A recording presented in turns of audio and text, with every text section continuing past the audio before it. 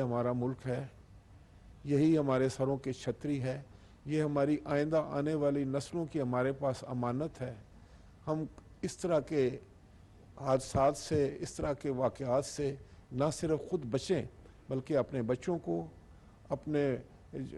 جتنے بھی ہمارے عزیز و اقارب ہیں ان کو یہ سبق دینے کی کوشش کریں کہ کوئی بھی معاملہ ہو جائے،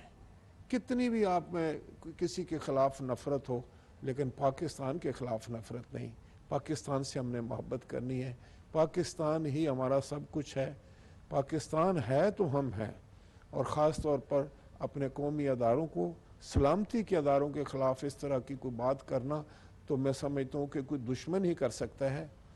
آج اس سارے واقعے پر اگر کہیں شادیانے بجائے جا رہے ہیں، جہاں خوشیاں منائی جا رہی ہیں، تو وہ تو ہمارا ازلی دشمن ہندوستان ہے یا پاکستان کے جو بدخواہ ہیں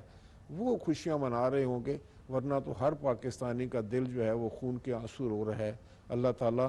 ہمیں ان حادثات سے بچائے، اس سوچ سے بچائے۔ پاکستان کی محبت، پاکستان کے ساتھ عشق جو ہے وہی ہماری منزل ہے، اسی میں ہماری بقا ہے اور اسی میں ہماری عزت اور وقار بھی ہے۔